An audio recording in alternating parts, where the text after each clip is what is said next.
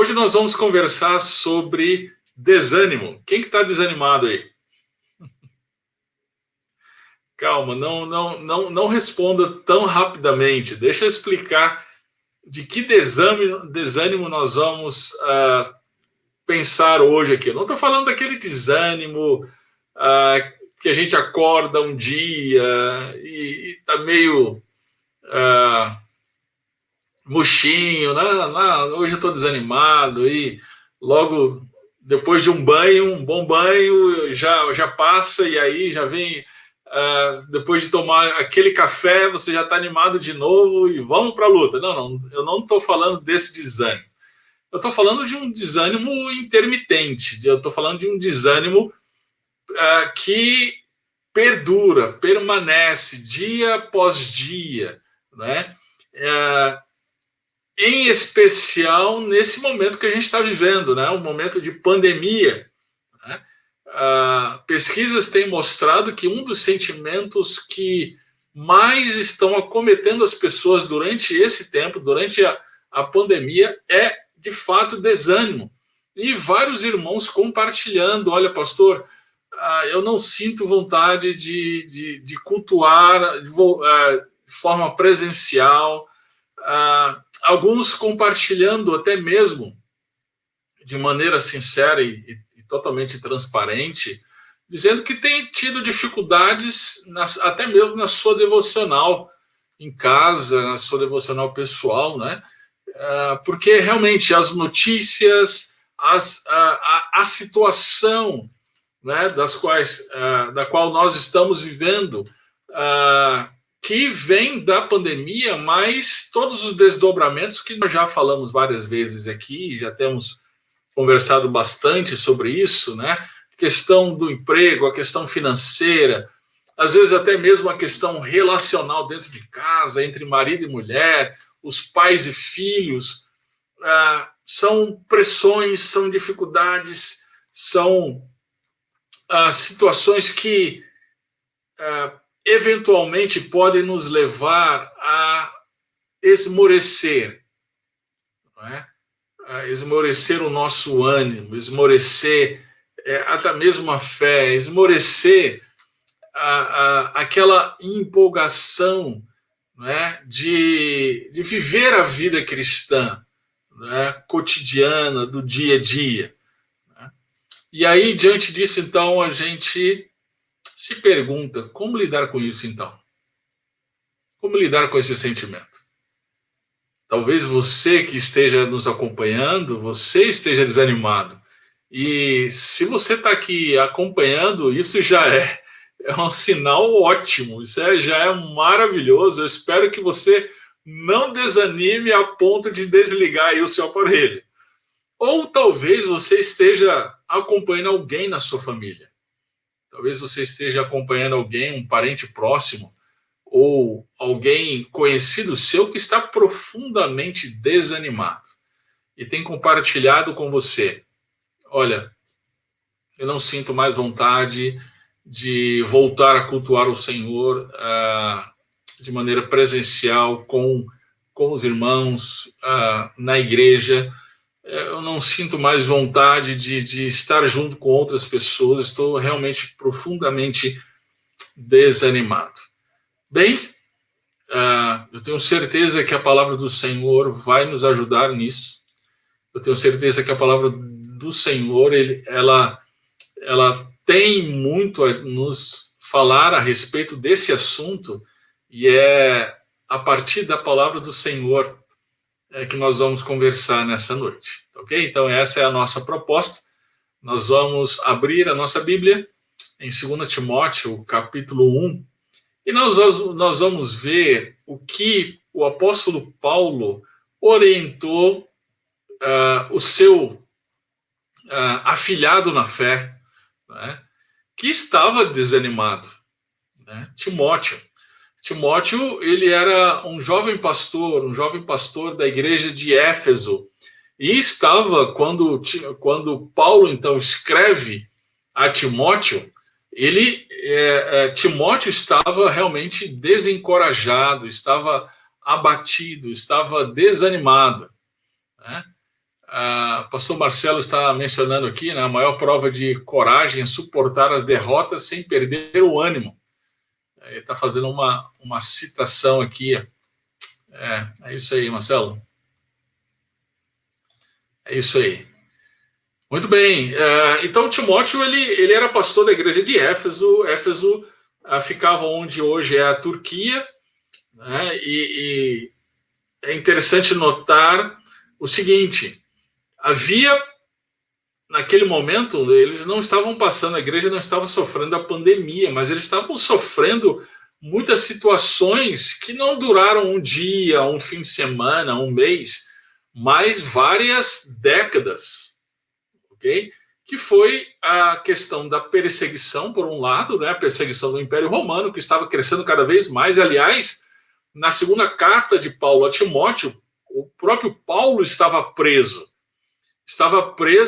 sob a autoridade do imperador Nero, não é? E ele estava já no final da sua vida, do seu ministério. No final da carta, ele se despede com um tom mesmo de que estava prestes ao martírio. Então, estava vendo a perseguição. Isso levava, sim, não somente Timóteo, mas também muita gente da igreja ao desânimo, vendo pessoas, então, serem mortas, pessoas serem torturadas. A história nos mostra que Nero, ele afixava os cristãos em estacas nas ruas de Roma, apenas para iluminar a noite, né? E tacava fogo, então, nos cristãos.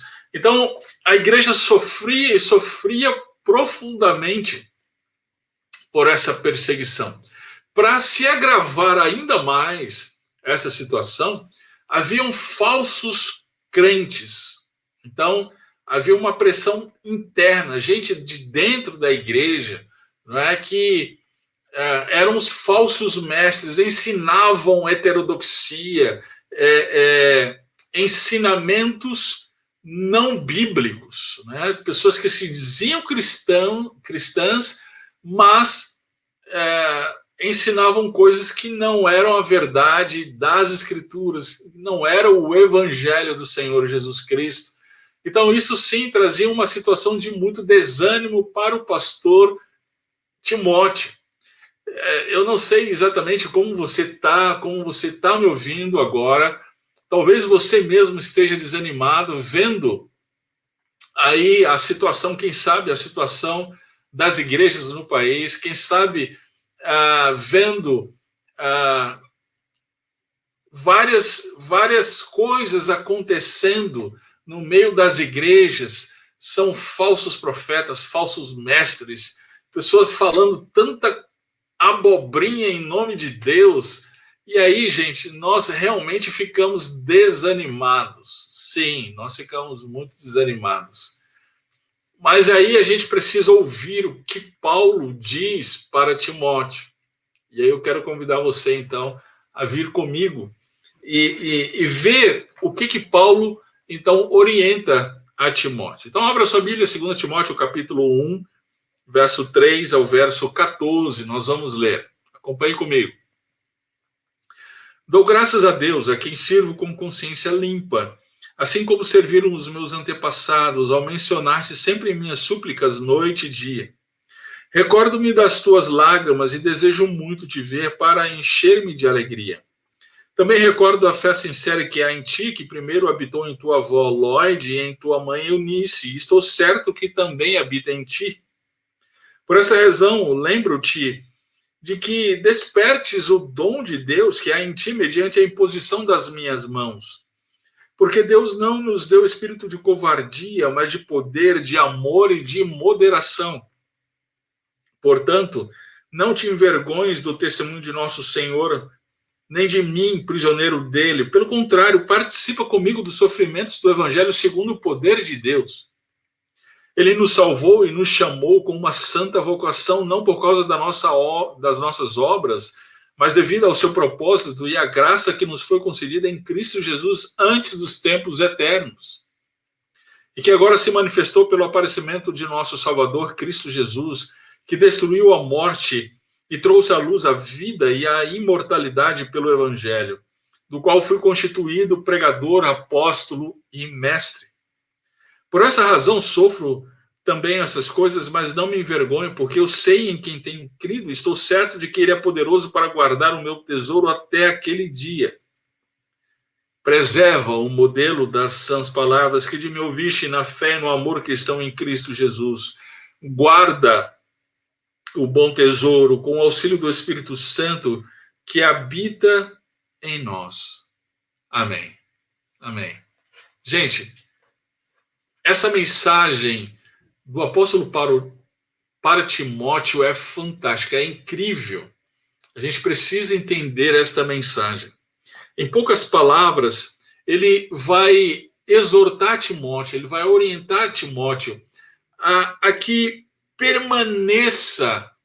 permanecesse firme na vocação que Deus o havia chamado. Então, é uma mensagem não somente para Timóteo, mas para todos nós. Permaneça firme na vocação que Deus te chamou, meu irmão. E aí vem a pergunta, ok? Como fazer isso? Como permanecer firme em meio a esse mar de situações que invariavelmente nos levam ao desânimo? Bom, vamos entender o texto então. Olha só, do verso 3 até o verso 5 é bem interessante. Paulo, ele diz que ele menciona Timóteo nas suas orações. São súplicas que Paulo fazia a Timóteo noite e dia. Depois ele fala do relacionamento que ele tinha com Timóteo. No verso 4, ele diz, olha, eu me lembro das tuas lágrimas.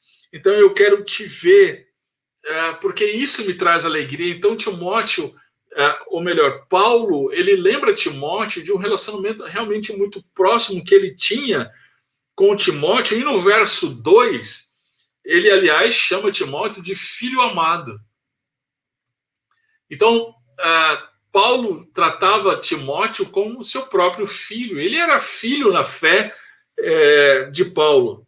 Também no verso 5 é interessante que ele Paulo recorda-se da fé do próprio Timóteo, né? E ele diz que essa fé habitava na avó de Timóteo, Lode, e na mãe de Eunice. Provavelmente, então, foram as duas pessoas aí que levaram o evangelho para Timóteo, e Timóteo, então, veio a receber a Cristo como seu Senhor e Salvador. Nós nos aproximamos aí do Dia das Mães. Eu quero já felicitar a todas as irmãs que estão nos acompanhando aqui pelo Dia das Mães.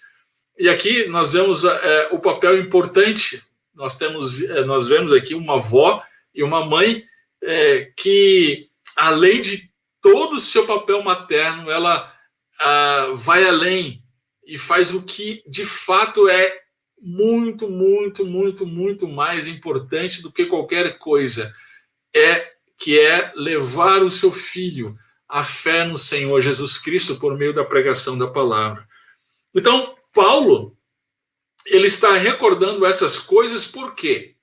Porque ele está lembrando a Timóteo da família que ele tem, da família na fé. Paulo, o seu relacionamento com Timóteo, a avó, a sua mãe, são pessoas que estavam próximas de Timóteo, que estavam andando juntamente com ele. Querido, você quer vencer o desânimo? Lembre-se que você faz parte da família da fé. Essa família da fé, ela nos encoraja mutuamente. Queridos, como é fantástico a gente viver em família, não é mesmo? Uma família saudável, uma família realmente temente ao Senhor. Às vezes a gente acorda desencorajado, a gente acorda desanimado mesmo.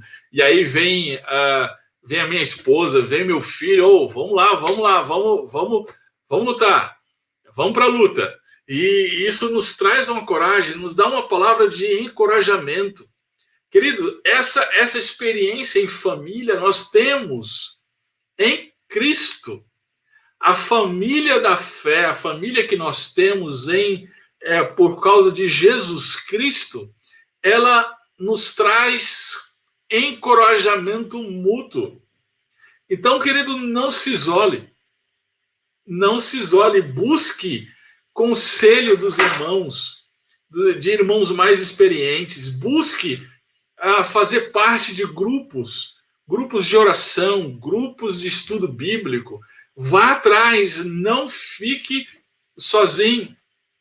Deus usa outras pessoas para nos trazer ânimo, para nos trazer vigor na fé. Quantas e quantas vezes você pode lembrar-se, você pode colocar aí no chat, se você tiver essa lembrança, de pessoas que trouxeram um profundo encorajamento para você. Né? Essa semana mesmo, eu quero louvar a Deus pela vida da minha professora de inglês, né, a Miriam Cox. Nós estávamos em uma dessas aulas, de uma das nossas aulas de inglês, e ela trouxe um texto, como normalmente se traz, ela traz, mas dessa vez foi um texto de um casal de missionários, de uma família de missionários, né, da Suécia, que investiu sua vida na África. Gente, em algum momento eu vou contar essa história aqui para vocês. Mas como isso me encorajou, como isso me trouxe novo ânimo. Não é? Eu cheguei em casa, compartilhei com a minha esposa, compartilhei com meu filho. Nós tivemos um momento de louvar a Deus pela vida, então, daqueles missionários que o artigo estava falando. Deus usa a família da fé. Deus usa outros irmãos para nos encorajar, e Deus nos usa para encorajar a outros. Né? Então, deixa eu perguntar, você tem levado encorajamento? Você tem... é muito interessante, porque a experiência nos mostra que, levando encorajamento, a gente é encorajado também. Né? Quando nós, então, procuramos alguém e damos uma palavra de apoio, fazemos uma oração, choramos juntos com uma outra pessoa, é incrível que com aquele mesmo encorajamento nós somos encorajados. Né? Então, meu caro, por mais que você não tenha vontade, né, me permita aqui uma exortação em amor. Eu não consigo realmente entender aqueles irmãos que dizem: pastor, olha, eu não tenho coragem para ir para a igreja e fazer parte do culto presencial. Eu estou muito desanimado, eu estou muito sem vigor espiritual. Querido, ainda assim, eu quero encorajar você, eu quero incentivar a você a não seguir o seu próprio coração. Volte para a igreja nos cultos presenciais, dentro das suas, claro, dentro das possibilidades aí físicas que você tiver. Mas se você não está fazendo parte ainda dos cultos presenciais, volte, porque isso é encorajador para você e para outros irmãos a sua presença. Né? Um desses cultos, como eu fui encorajado em ouvir outros irmãos cantando juntos. Né? Isso é de Deus, é bênção de Deus para nos fortalecer na fé. Então, permaneça firme na vocação que Deus te chamou. Como? Lembre-se da família da fé. Agora, Paulo aqui continua, do verso 6 até o verso 7, ele dá aqui, ele vai usar aqui um verbo no imperativo, ele vai dizer, ele vai usar, a partir daqui, ele vai usar alguns verbos no imperativo. Esse é o primeiro, ele vai dizer, lembro-te que despertes o dom de Deus que há em ti mediante a imposição das minhas mãos, porque Deus não nos deu espírito de covardia, mas de poder, de amor e de moderação. Em outras palavras, o que Paulo está dizendo aqui para Timóteo é: mantenha viva a chama do dom de Deus que está em você. Mantenha viva a chama de Deus, do dom de Deus que está em você. Que dom é esse? Bem, em 1 Timóteo capítulo 4, verso 14, o apóstolo Paulo vai dizer: não negligencie o dom que está em você, que ele foi concedido por profecia com a imposição das mãos do presbítero. Então, provavelmente aqui, o dom que ele está se referindo é o pastorado de Timóteo, né?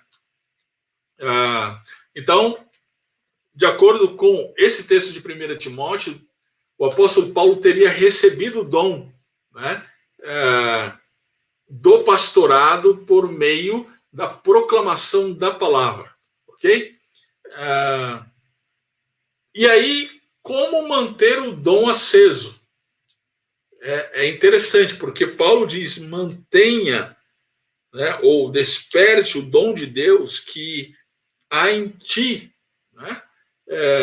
Bom, se nós somos chamados pela graça, então é pela graça que nós também nos mantemos firmes, né?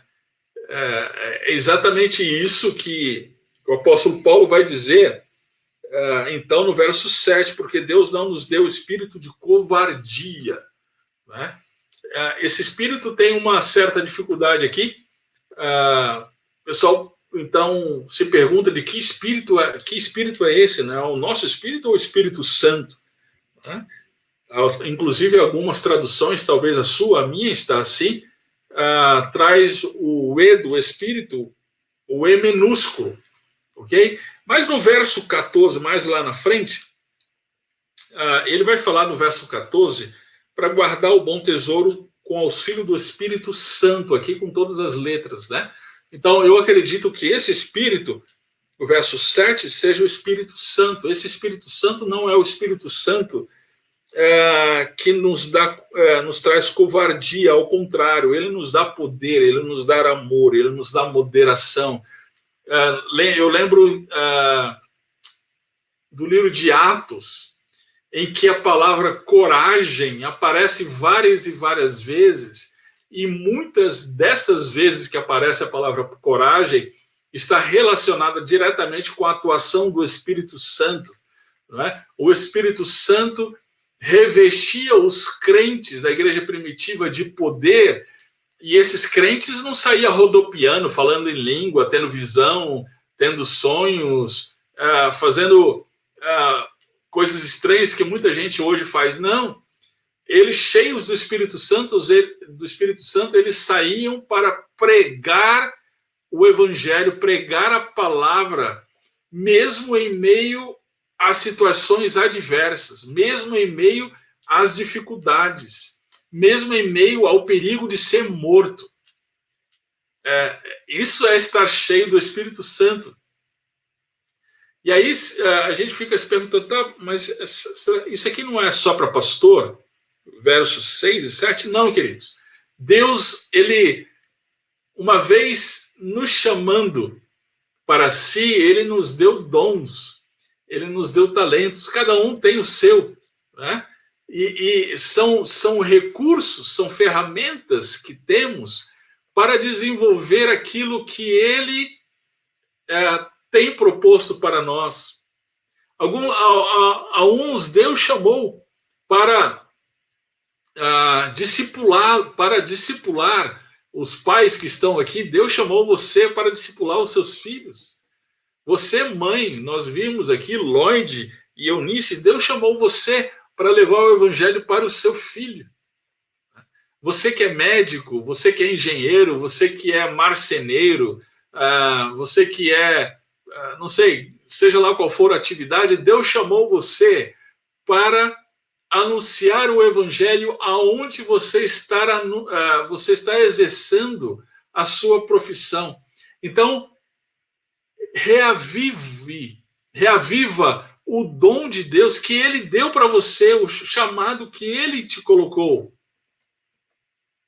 Como fazer isso? Querido, é como o celular. O celular, ele não funciona sem bateria, não é mesmo? Você precisa colocar todo dia, você precisa colocar, aliás, dependendo do celular, se for como o meu, mais de uma vez no dia. Você precisa colocar na tomada e precisa encher aquela bateria. Como nós fazemos isso? Nós fazemos isso indo para a graça de Deus. Né? É a graça de Deus, por meio do Espírito Santo, que nos renova, que nos dá força. É essa graça que nos foi revelada por meio das Escrituras, por meio da palavra, por meio da pregação da palavra, por meio de cânticos, hinos espirituais, por meio da expressão de gratidão em louvor. Isso nos enche, isso nos fortalece, isso nos dá um novo ânimo. Então, mantenha viva a chama do dom de Deus que está em você. Permaneça firme na vocação que Deus te chamou, lembrando-se da família na fé e mantendo viva a chama do dom de Deus que está em você. Depois do verso 8 até o verso 12, vem novos imperativos. Ele diz, não te envergonhes, e por outro lado, participa dos sofrimentos. Né? Não te envergonhes do quê?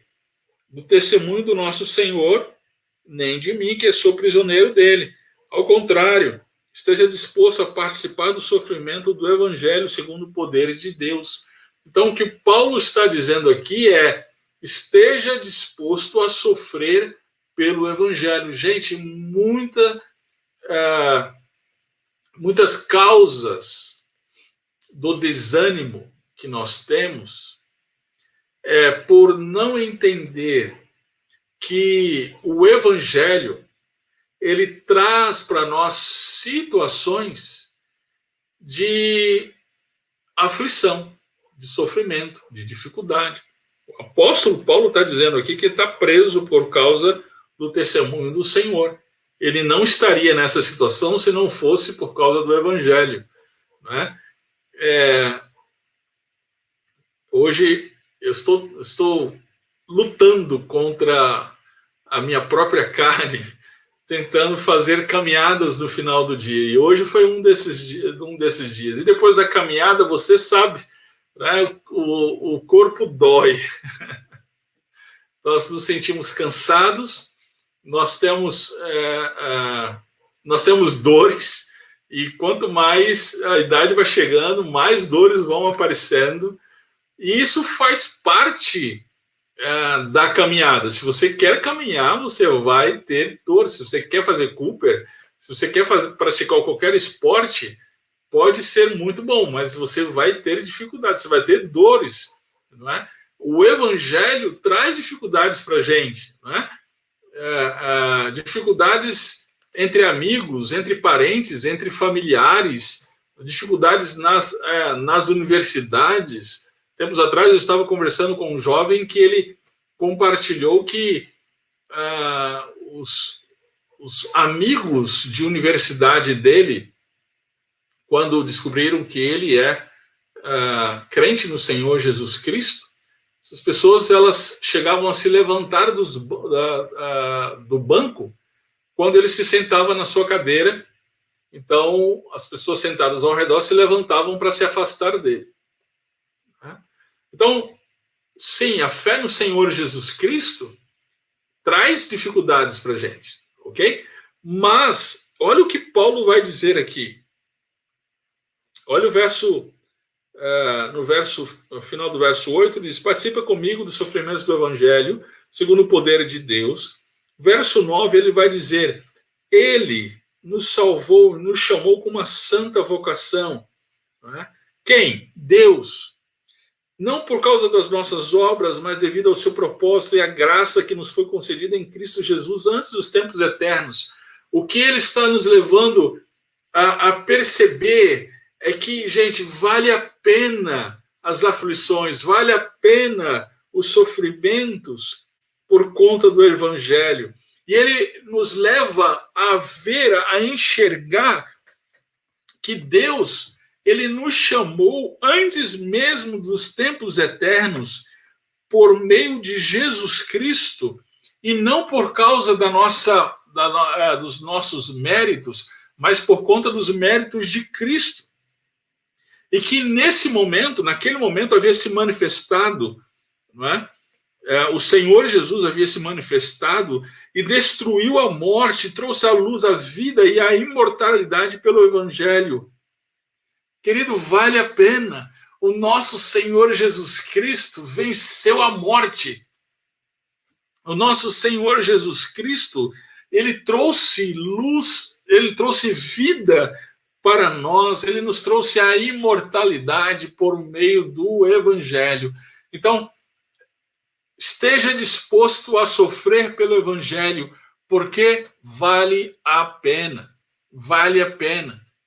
Aquilo que está nos reservado, isso, o apóstolo Pedro vai dizer isso na sua primeira carta, logo no capítulo 1, ele vai dizer: a herança que está nos reservada, nós vamos alcançá-la, e não por conta dos nossos méritos. Perceba que lá em 1 Pedro ele vai dizer que ele guarda a herança e ele guarda também a nós para que nós alcancemos a herança. Isso é incrível. Isso é incrível. Né? Então, o Evangelho, ele vale a pena. Ele vale a pena qualquer situação, qualquer dificuldade que nós venhamos a sofrer por causa dele. Suporte comigo os meus sofrimentos pelo Evangelho. É isso que Paulo está dizendo então a Timóteo. Querido, talvez você esteja passando por alguma situação de desânimo, exatamente por conta de aflições decorrentes da sua fidelidade ao Senhor Jesus Cristo. Eu quero encorajá-lo nessa noite dizendo que vale a pena. Vale a pena. O Evangelho, ele é o tesouro. Ele é o tesouro que nós não alcançamos. Nós fomos alcançados por ele. Né? Isso é realmente fantástico. Então, sim, vale a pena. Permaneça firme na vocação que Deus te chamou. Permaneça firme. Lembre-se que não existe cristianismo solitário. Lembre-se da família da fé. Mantenha viva a chama do dom de Deus que está em você. Esteja disposto a sofrer pelo Evangelho, porque vale a pena. Agora, olha o verso 13 e 14. Ele vai dizer que para preservarmos é mais um imperativo, como eu mencionei, né? E no verso 14, guardarmos. Preservar o modelo das sãs palavras e guardar o bom tesouro com auxílio do Espírito Santo. Né? Então, o que Paulo está dizendo aqui? Em poucas palavras, ele está dizendo: conserve-se na palavra. Né? Por meio dessas duas expressões, preservar o modelo das sãs palavras. Paulo pregou o Evangelho para ele, pregou as Escrituras para ele, e ele deveria preservar isso, né? Preservar na fé e no amor que estão em Cristo Jesus, e guardar esse bom tesouro com o auxílio do Espírito Santo, né? Que habita em nós. Paulo, então, ele usa essas duas palavras para exortar a Timóteo a que ele não se deixasse levar pela tentação dos falsos mestres. Queridos, em momentos de tribulação, em momentos de desencorajamento, de desânimo, a tentação que temos é de seguir falsos mestres, seguir falsos ensinamentos, né? Procurar ouvir pessoas que dizem o que nós queremos, o que o nosso coração quer ouvir, né? Nós temos essa tentação. A tentação de dizer, de ouvir aquele pastor dizendo, olha, o pecado não é tudo isso, você merece ser feliz e etc. Nós temos a tentação de ouvir aquele pastor que diz que a Bíblia precisa ser atualizada. Nós temos a tentação de seguir aquele pastor que realmente fala, né, o canto da sereia. Né? E aí a exortação de Paulo é: preserva a palavra de Deus, preserva o tesouro, preserva as escrituras que estão em você. Queridos, eu não sei se alguém aqui já fez trekking. Quando a gente faz o trekking, né, uma corrida de trekking, a gente precisa de equipamentos de orientação. A gente precisa de bússola, a gente precisa de GPS, a gente precisa do mapa da região, rádios de comunicação, né? Sem esse equipamento, vai ter dificuldade, a gente vai ter muita dificuldade aí na aventura. Né? Querido, a palavra de Deus, ela é essa bússola, ela é essa orientação, nós não podemos nos desconectar dela. A palavra de Deus, ela nos encoraja, ela nos reanima, né? Ela nos faz olhar para além das nuvens escuras. Né? Nós precisamos ter esta bússola, nós precisamos ter esse GPS, que é a palavra de Deus. É ela que nos mostra a vontade de Deus para nós. É ela que nos fala qual é o caminho que nós devemos trilhar. O problema é que nós somos a geração das sensações. Nós queremos sentir, nós queremos curtir, nós queremos chorar, nós queremos rir.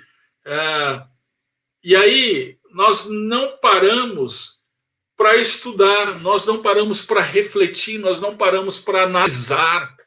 Né? Nós somos a geração fast food. Olha, uma live de meia hora, de 40 minutos, não funciona. Precisa ser uma coisa rápida, pílula, 5 minutos, 7 minutos, no máximo, porque as pessoas não param. Essa é a geração do fast food, né? É a geração da sensação, é a nossa geração.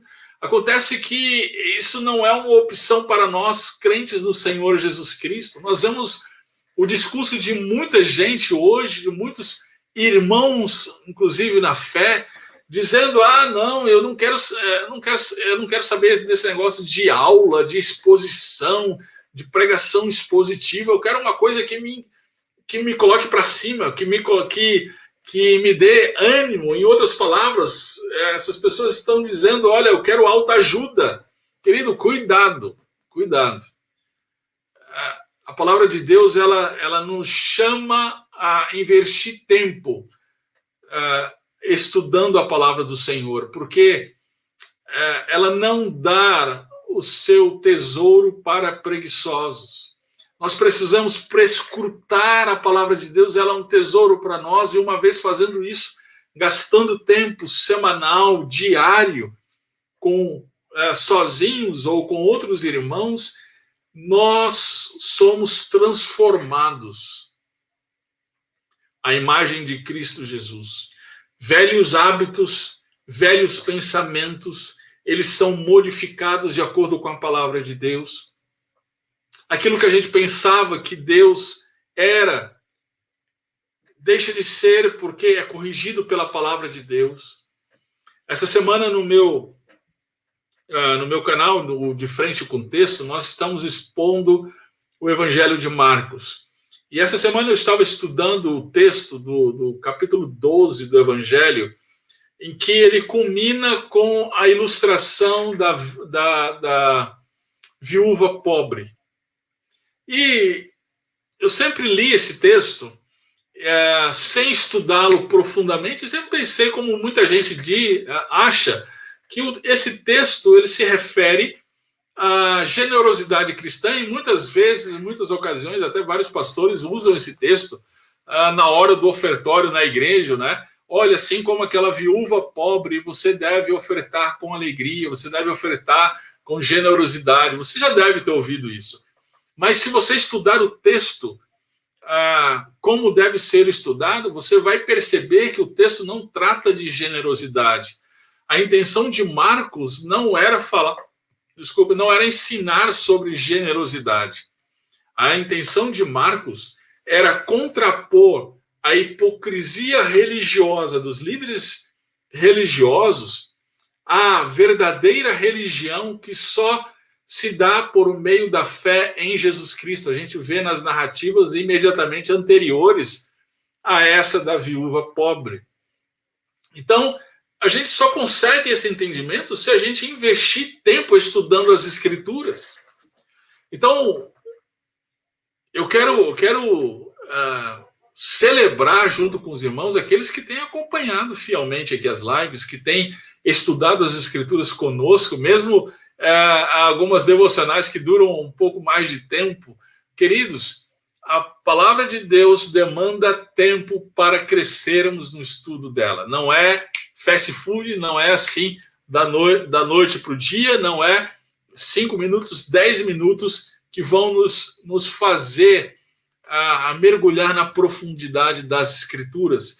Então, fica o alerta, conserve-se na palavra de Deus, mesmo em meio ao desânimo, porque é a palavra de Deus que vai trazer verdadeira vida para você. Permaneça firme na vocação que Deus te chamou, Timóteo. Permaneça firme na vocação que Deus te chamou, meu irmão.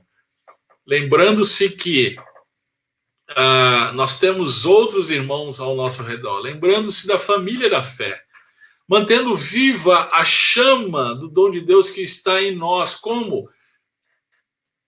Nos fazendo valer da graça de Deus que nos está disponível. Estando disposto a sofrer pelo Evangelho, porque vale a pena sofrer pelo Evangelho. E nos conservando na palavra de Deus. Nos conservando nas Escrituras. Assim, permaneceremos firmes, mesmo em meio a situações difíceis, mesmo em meio a circunstâncias difíceis das quais nós estamos passando.